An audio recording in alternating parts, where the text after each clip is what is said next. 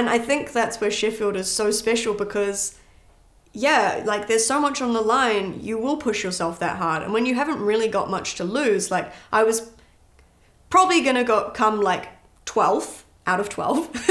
And, you know, it gave me this potential shot at first. It's like kind of a no-brainer. So you came in the end first out of all 24 lifters. Can you put it into words how that made you feel? Just like complete disbelief, to be honest. Like, has it sunk in now? I don't think so. I don't know if it ever will. Like, I try to tell myself, well, you should enjoy this because like how many times is this going to happen in your life?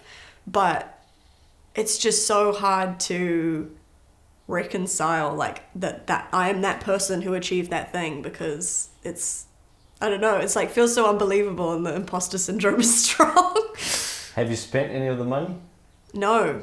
What, Where is it? I locked it away in a term deposit until I could work out what to do with it. So good. Okay, so we're going to fast forward a little bit to June of this year. Malta, your second IPF Worlds in 2 years. You're coming fresh off Sheffield just a few months prior to that. I'm sure now expectations were very high. From memory, you managed to go 8 for 9. Can you just give us a little recap of your Worlds experience, your time in Malta, and a little bit about the competition day itself?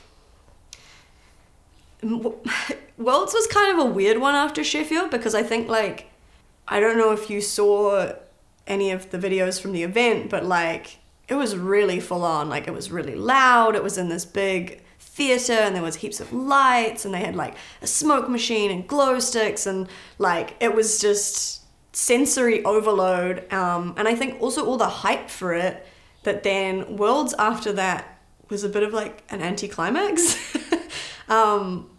And although like we went in knowing that I would still need to battle Noemi again, who was the other 52 who'd been invited to Sheffield, even though I had an invite to next year's Sheffield 2024 automatically from winning, to solidify things, I also needed to become the world champion.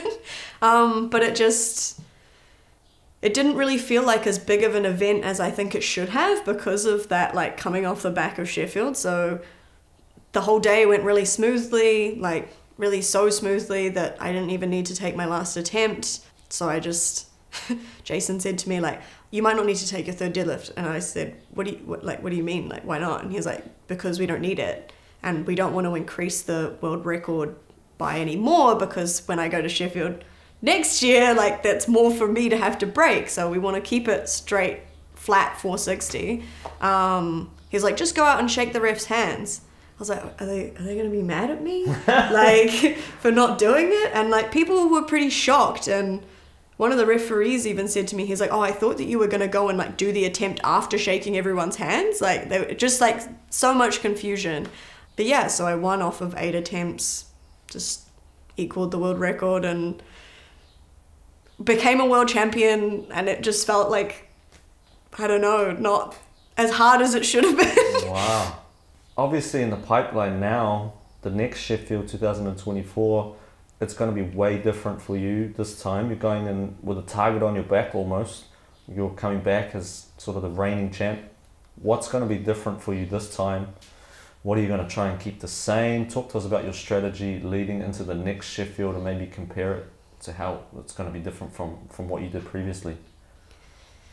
Yeah, this next one is going to be so different. I mean, I'm going from being not a complete nobody, but like, you know, I was very much under the radar and now I'm very much not. Yeah, that'll be a weird experience in whole, like, because when we're at the event, we all stay in the same hotel and we're there several days prior and doing media stuff. And I felt last time that like no one really knew who I was. And this time I just wonder how different the vibe's going to be, but I guess we'll see. But in terms of like competing, I think really I just have to approach it exactly the same and it's just all about me trying to get the best total that I can, and that's going to put me in the best position to win or to place well.